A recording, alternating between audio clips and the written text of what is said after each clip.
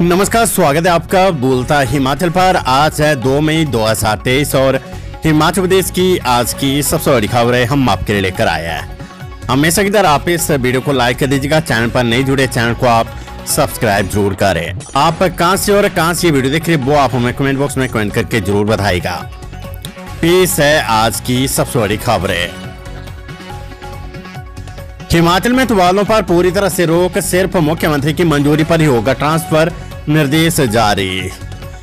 हिमाचल प्रदेश में जनजातीय दुर्गम और कठिन क्षेत्रों के लिए तबादलों से प्रतिबंध हटा दिया गया है। जनजातीय दुर्गम और कठिन क्षेत्रों में रिक्तियों को भरने के लिए ये प्रतिबंध हटाया गया है। सेवानिवृत्ति, पदोन्नति और नए पदों के सृजन के मामले में भी ये बैन नहीं होगा। अनुशासनात्मक, विजिलेंस मामलों, आपराधिक कार्यवाही के बाद भी तबादले किए जा सकेंगे। प्रशासनिक आधार पर और आवश्यक मामलों में भी तबादले होंगे, मगर इन सभी मामलों के लिए मुख्यमंत्री की पूर्व मंजूरी लेना अनिवार्य होगी। मुख्य सचिव प्रभु सक्सेना ने इस संबंध में सभी प्रशासनिक सचिवों, विभागाध्यक्षों, मंडलायुक्तों और उपायुक्तों को इस संबंध में दिशा निर्देश भेज दिए हैं। इस पत्र में कहा गया है कि 9 मई 2022 और 15 जुलाई 2022 के विभागीय पत्र के अनुसार प्रदेश में कर्मचारियों के सामान्य तबादलों पर पूर्ण प्रतिबंध पहले से ही लगा हुआ है। इसमें स्पष्ट किए गए कि किसी भी विभाग, बोर्ड, निगम और विस्तालय में भी किसी तरह का तबादला या एडजस्टमेंट मंजूर नहीं की जाएगी। पति पत्नी राजी तो तुरंत मिलेगा तलाक, 6 महीने के इंतजार की जरूरत नहीं, सुप्रीम कोर्ट का बड़ा फैसला। तलाक को लेकर सोमवार को सुप्रीम कोर्ट ने बड़ा फैसला सुनाया है। सुप्रीम कोर्ट ने फैसला सुनाते हुए कहा है कि यदि किसी शादी में संबंध सुधरने की गुंजाइश नहीं बची तो ऐसे मामले में सुप्रीम कोर्ट की ओर से तुरंत तलाक मंजूर किया जा सकता है।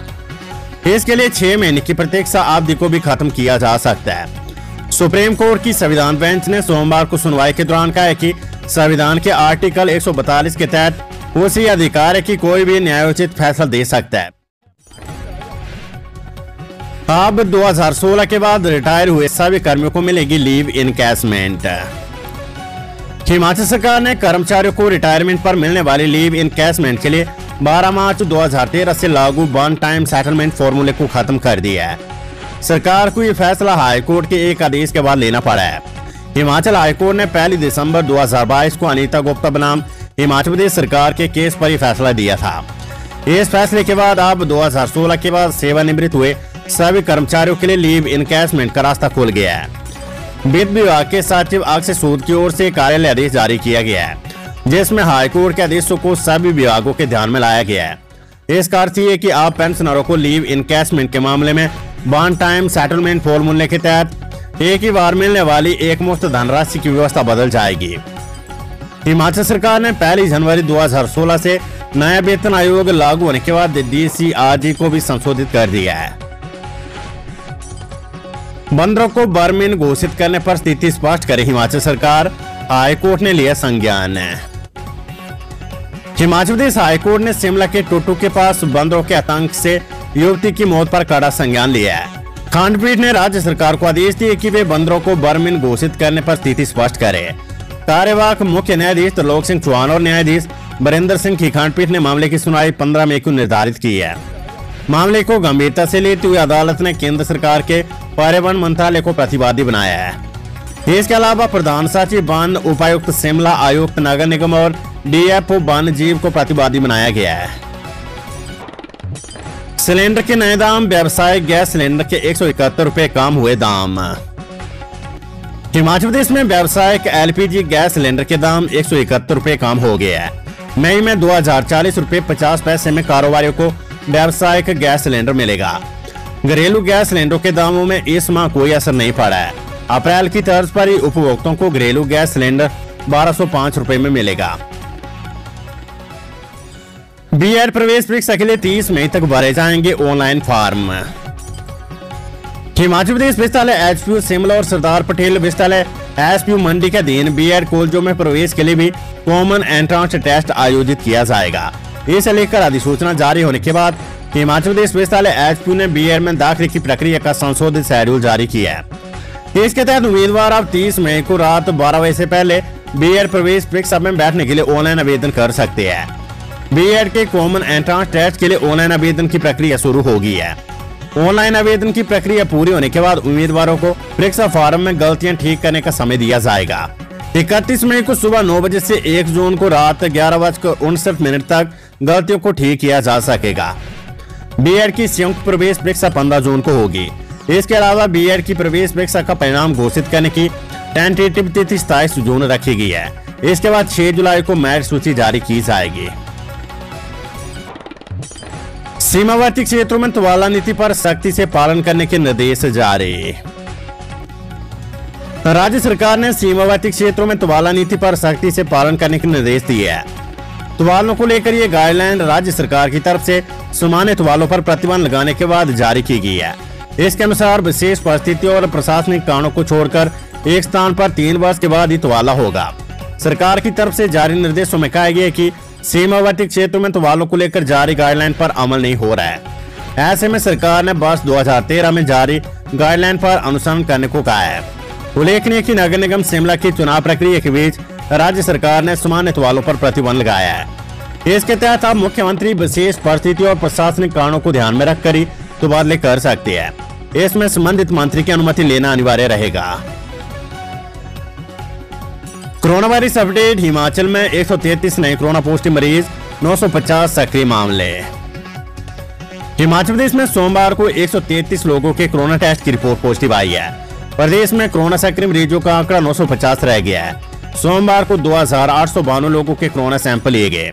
कांगड़ा में सबसे अधिक 38, मंडी 27, चंबा 11, ऊना हमीरपुर 9, बिलासपुर 16, शिमला 8, कुल्लू 6, सिरमौर की नौर 4, लाहौल स्पीति में 1 मरीज कोरोना संक्रमित पाया गया है। उधर सोमवार को 205 लोग कोरोना को मात देकर स्वस्थ हुए हैं।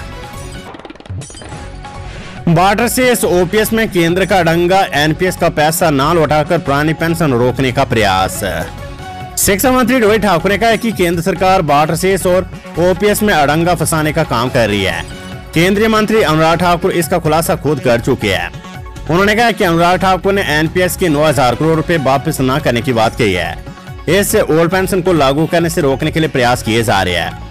मीडिया से बातचीत करते हुए शिक्षा मंत्री रोहित ठाकुर ने कहा कि प्रदेश में आय बढ़ाने के लिए राज्य सरकार ने बॉर्डर से इस योजना को लॉन्च किया है, लेकिन केंद्र सरकार अब इस योजना का भी विरोध कर रही है। बॉर्डर से इस लागू करने से पूर्व रोकने के प्रयास किए जा रहे हैं। केंद्र सरकार पड़ोसी राज्यों को इस बारे में पत्र भेज रही है, जबकि खुद के शासित राज्य उत्तराखंड में बॉर्डर से इसको लागू किया गया है। उन्होंने कहा कि केंद्र सरकार ने MIS की ग्रांट को बंद कर दिया है। देश के विकास में श्रमिकों के योगदान को सलाम, मनरेगा ने मजदूरों को दिलाया उनका अधिकार। मुख्यमंत्री सुखविंदर सिंह सुक्खू ने सोमवार को अंतर्राष्ट्रीय मजदूर दिवस पर कहा कि वे भारत और पूरे विश्व के श्रमिकों की उपलब्धि और देश के विकास में उनके योगदान को सलाम करते हैं। सुक्खू ने ट्वीट कर कहा कि कांग्रेस ने 2005 में मनरेगा कानून पारित कर प्रत्येक श्रमिक को उसका अधिकार और सम्मान देने का काम किया। उन्होंने कहा कि मनरेगा आज भी देश के विकास में अहम भूमिका निभा रहा है। खबर ऊना से प्लांट के बाद धरने पर बैठे ट्रक ऑपरेटर को उठाकर ले गई पुलिस, कवरेज करने के पत्रकार पर हमला। हिमाचल प्रदेश के ऊना जिले में रायपुर सुहाड़ा बोटलिंग प्लांट में इंडियन गैस प्लांट और ट्रक यूनियन के बीच माल ढुलाई को लेकर चल रहे विवाद के बीच ट्रक यूनियन के सदस्य प्लांट के बाद सोमवार को धरने पर बैठ गए। इस दौरान माहौल तनावपूर्ण रहा। हालांकि बाद में धरना प्रदर्शन कर रहे महत्वपूर्ण ट्रक यूनियन के पदाधिकारियों और ट्रक ऑपरेटरों को जबरदस्ती गाड़ियों में बिठाकर पुलिस अपने साथ ले गई। बाकी ट्रक ऑपरेटरों को तितर बितर कर दिया गया। इस दौरान भारी पुलिस बल तैनात रहा। गैस कंपनी और ट्रक यूनियन के बीच माल ढुलाई को लेकर हुए करार की मियाद 30 अप्रैल 2023 को खत्म हो गई है। इस संबंध में हाईकोर्ट ने भी आदेश जारी किया है। खबर चंबा से सेन में सड़क बनने की खुशी में झूमे ग्रामीण, फोकलैंड मशीन के चालक को कंधे पर उठाया। हिमाचल प्रदेश के चंबा जिले के चुरा उपमंडल की कलेल पंचायत में सेंट गांव के लोग शनिवार को उस समय खुशी से झूमने लगे जब अचानक फोकलैंड मशीन सड़क बनाते हुए उनके गांव में पहुंच गई। सड़क बनने की खुशी में ग्रामीणों ने फोकलैंड चालक का आभार जताते हुए उन्हें कंधे पर उठा लिया। खबर CU से हिमाचल केंद्रीय विद्यालय में प्रवेश के लिए 5 मई तक पंजीकरण। हिमाचल प्रदेश केंद्रीय विद्यालय में प्रवेश के लिए अभ्यर्थी 5 मई तक ऑनलाइन माध्यम से पंजीकरण करवा सकते हैं। CUET 2023-24 में मिलने वाले इस प्रवेश के लिए अभ्यर्थी 28 स्नातकोत्तर, 14 स्नातकोत्तर डिप्लोमा और 5 सर्टिफिकेट कोर्सों में प्रवेश के लिए अपना पंजीकरण करवा सकते हैं। Weather update. कुल्लू, लाहौल और बरमोर की चोटियों पर बर्फबारी, शिमला और मनाली में झमाझम बरसे बादल।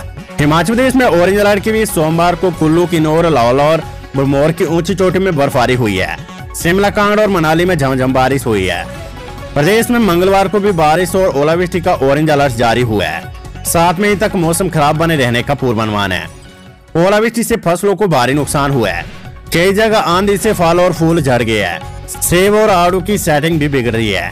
निचले हिमाचल में बारिश से गेहूं को नुकसान हुआ है। कई जगह फसल गीली हो गई है। थ्रेसिंग समेत खरीद प्रक्रिया भी कुछ क्षेत्रों में रुक गई है। अप्रैल और मई की बारिश ने किसानों की चिंता बढ़ा दी है। महिला ने पति और ससुरालियों पर दर्ज करवाया प्रताड़ना का केस। शिमला में रह रही हमीरपुर की 27 वर्षीय महिला ने अपने पति और ससुरालियों के खिलाफ विवाह के उपरांत से शारीरिक व मानसिक तौर पर प्रताड़ित करने का आरोप लगाते हुए मामला दर्ज करवाया है। महिला पुलिस थाना में दर्ज रिपोर्ट में दीक्षा पत्नी विशाल निवास गांव गड़ियानाडा गरम मझियार तहसील नादो जिला हमीरपुर ने बताया कि वे यहाँ पुलिस कॉलोनी कुसुमटी में रहती है। उसके विवाह के बाद से लगातार उसका पति और उसके ससुराल वाले उसे शारीरिक और मानसिक तौर पर प्रताड़ित कर रहे हैं। एएसपी शिमला सुशील नेगी ने बताया कि पुलिस ने भारतीय दंड संहिता की धारा 498, 504, 506 और 34 के तहत मामला दर्ज कर अन्य पहलुओं की जांच शुरू कर दी है। हिमाचल में पहली बार लीवर के दाएं हिस्से में बने ट्यूमर का सफल ऑपरेशन। हिमाचल में पहली दफा लीवर के दाएं हिस्से में बने ट्यूमर का सफल ऑपरेशन हुआ है। आईजीएमसी में दोनों जटिल ऑपरेशन डॉक्टरों की टीम ने 4 से 5 घंटे में किया है। वहीं दोनों महिला मरीज स्वस्थ है। डॉक्टरों ने अस्पताल से छुट्टी देकर दोनों को घर भेज दिया है। दावा है कि आज तक इस तरह के ऑपरेशन के लिए मरीजों को पीजीआई चंडीगढ़ जाना पड़ता था। प्रदेश में ही उपचार मिलने से मरीजों को बड़ी राहत मिली है। तो ये थी हिमाचल प्रदेश की आज की सबसे बड़ी खबरें। हमेशा की तरह आप इस वीडियो को लाइक कर दीजिएगा और आप कहां से आप ये वीडियो देख रहे थे वो आप हमें कमेंट बॉक्स में कमेंट करके जरूर बताएगा। वीडियो को देखने का सबसे बेस्ट टाइम आपके लिए मॉर्निंग में सुबह होता है, तो आप सुबह बोलता हिमाचल पर हिमाचल का ये न्यूज बुलेटिन डेली आप जरूर देखिएगा। अगर आपको नोटिफिकेशन नहीं आ रही तो चैनल को सब्सक्राइब करने के बाद एक घंटी आती है, उसको आप क्लिक करके पहले नंबर पर सेट कर दीजिएगा। उसके बाद हर वीडियो की नोटिफिकेशन आपको आएगी।